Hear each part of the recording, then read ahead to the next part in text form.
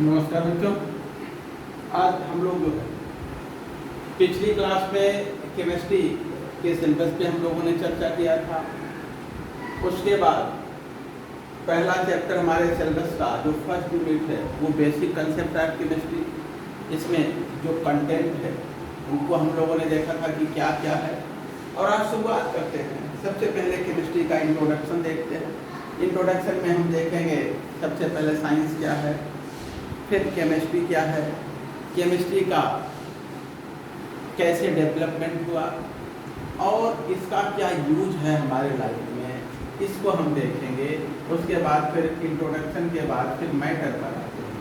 देखिए, सबसे पहले हम साइंस की बात करते हैं। साइंस क्या है?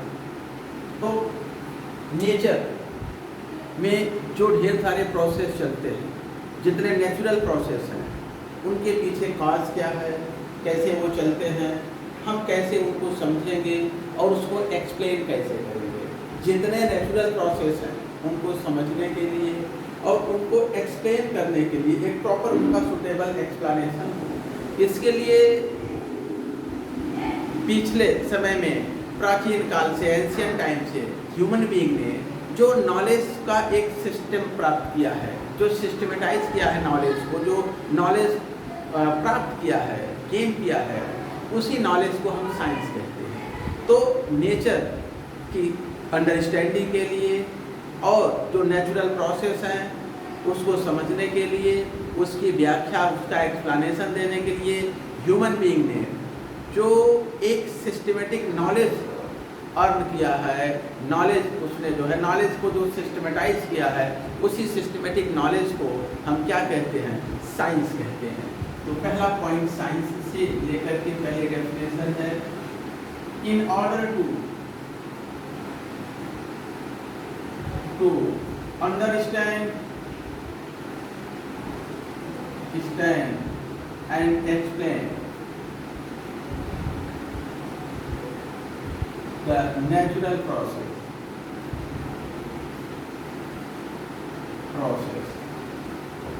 The systematic knowledge,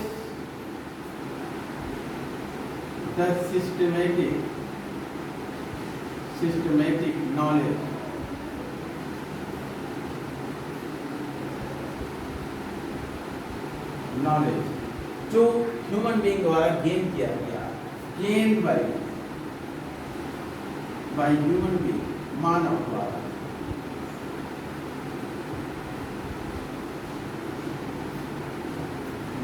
इस called science.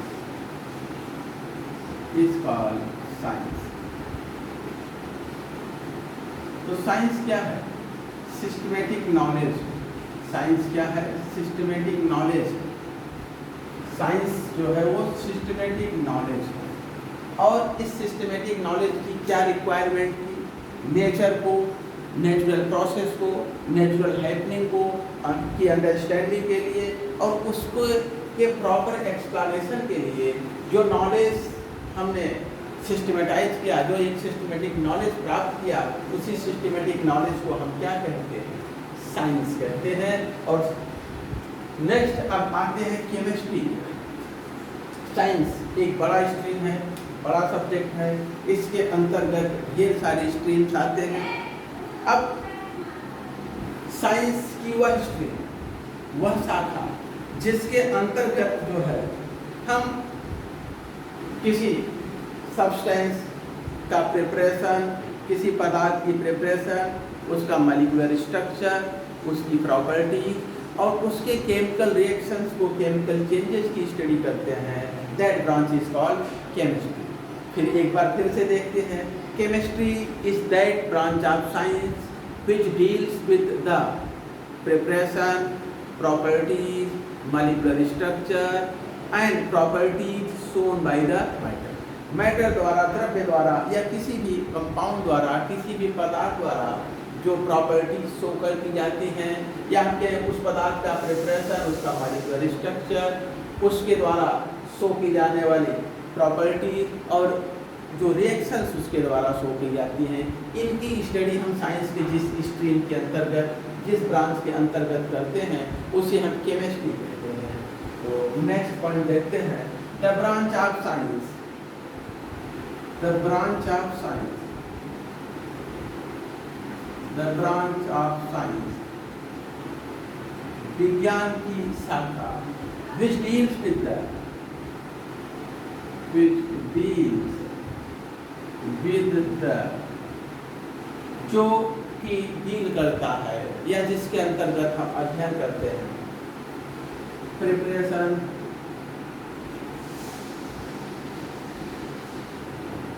Property,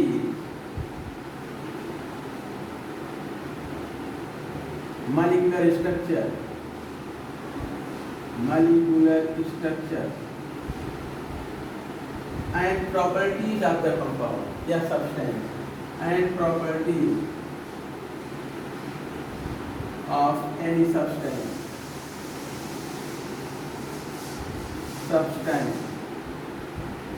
is called chemistry.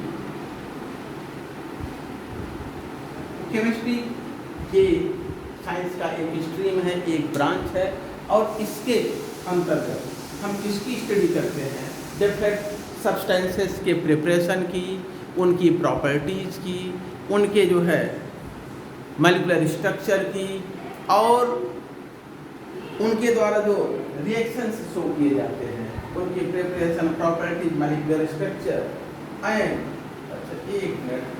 Reactions. Properties दो बार रिपीट हो रहा है, properties molecular structure, preparation, properties, molecular structure and reaction.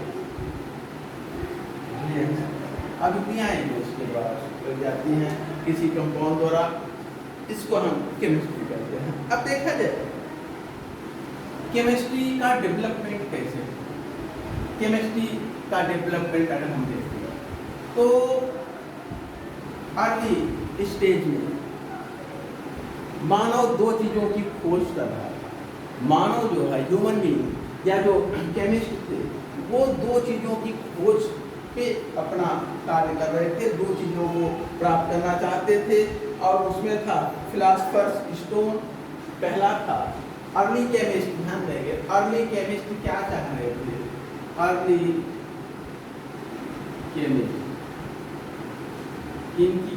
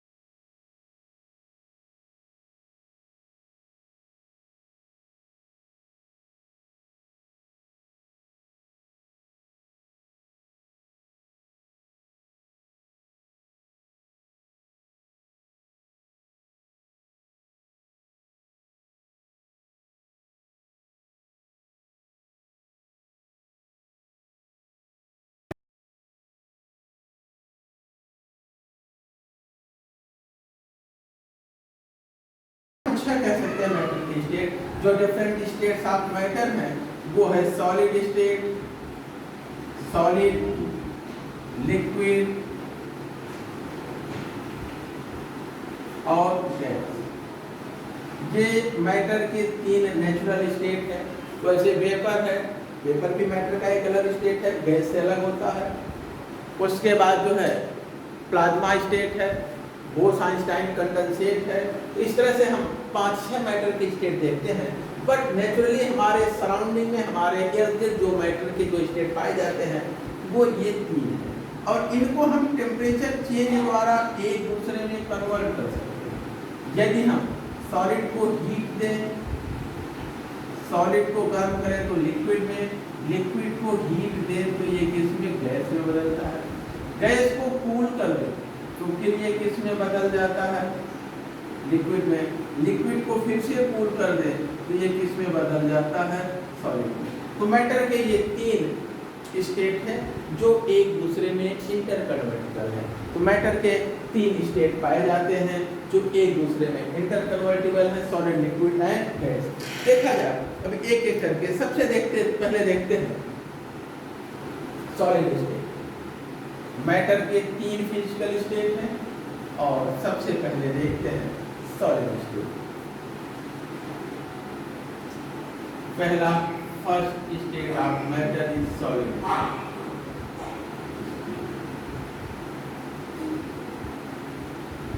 देखिए मैटर के इस स्टेट की क्या विशेषताएं हैं, क्या इस स्टेट के क्या कैरेक्टरिस्टिक फीचर हैं। कैरेक्टरिस्टिक फीचर का मतलब जिन प्रॉपर्टीज के आधार पर हम किसी स्टेट को परिभाषित करते हैं, डिफाइन करते हैं, उसी को हम क्या कहते हैं, कैरेक्टरिस्टिक प्रॉपर्टी। तो देखिए सॉलिड स्टेट में अगर मैटर है तो इसका जो शेप है, आकार है, और इसका वॉल्यूम, इसका जो आयतन है, ये डेफिनेट होता है, फिक्स होता है। इन solid state shape and volume of matter is definite. Solid state में मैटर का शेप, जो शेप आप मैटर को प्रोवाइड करेंगे, प्रदान करेंगे, वही रहेगा और उसका वॉल्यूम वही रहेगा। ये डेफिनेट, इनका शेप और वॉल्यूम चेंज नहीं होता, अर्थात इनमें रिजिडिटी होती है। ग्रेविटी के प्रभाव में आकर के ये फ्लो नहीं करते, ये अपना शेप मेंटेन रखते हैं, रिजिड होते हैं। दूसरा जो है इनके अगर हम देखें मैटर, सॉलिड स्टेट में अगर मैटर है तो इनके जो कॉन्स्टिट्यूएंट पार्टिकल्स हैं, जिन पार्टिकल से मिलकर के सॉलिड बने होते हैं, उनके बीच कोई गैप नहीं होता, एक दूसरे के बहुत ही क्लोज होते हैं। और पार्टिकल्स जिसकी वजह से, गैप ना होने की वजह से अगर मैटर सॉलिड स्टेट में है तो वह इनकम्प्रेसिबल होता है, हम उसको कंप्रेस करके वॉल्यूम को चेंज नहीं कर सकते हैं due to close packing of constituent particle, due to close packing of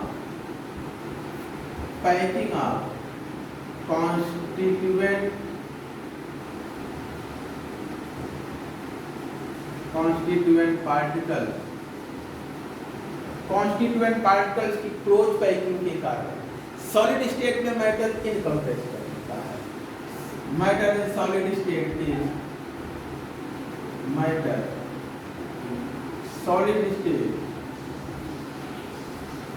incompressible.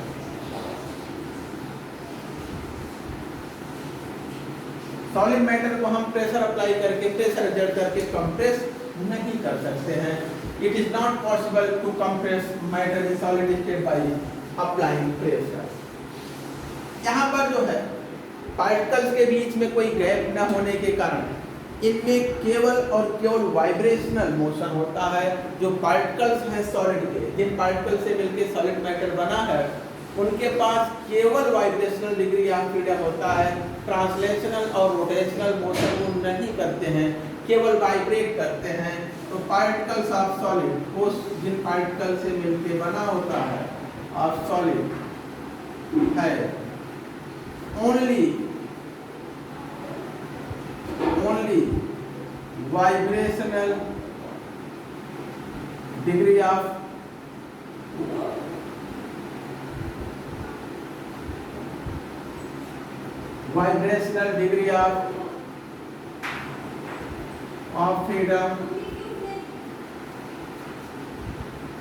freedom, that is ये केवल वाइब्रेट कर सकते हैं, they can vibrate only,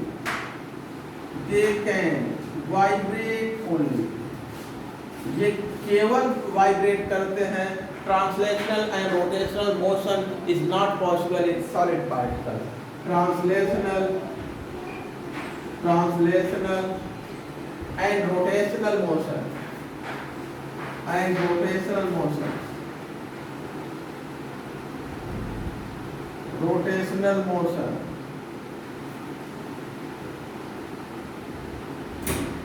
is not possible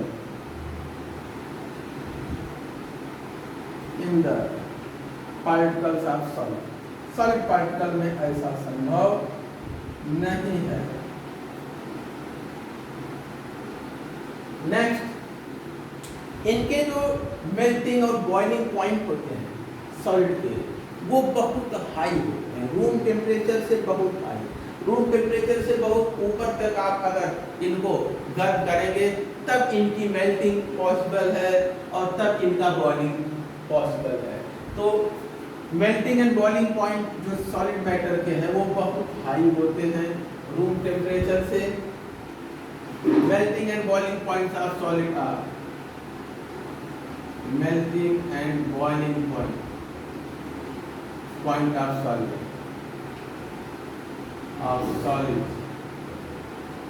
are much higher than the room temperature, are much above the room temperature. Room temperature से बहुत ऊपर होता है, यहाँ पे हम बहुत हाई होते हैं। अगली जो प्रॉपर्टी हम देखने चल रहे हैं वो बहुत ही कैरेक्टरिस्टिक प्रॉपर्टी है। सॉलिड स्टेट में मैटर होते हैं तो उनके एक से अधिक फ्री सरफेस होते हैं।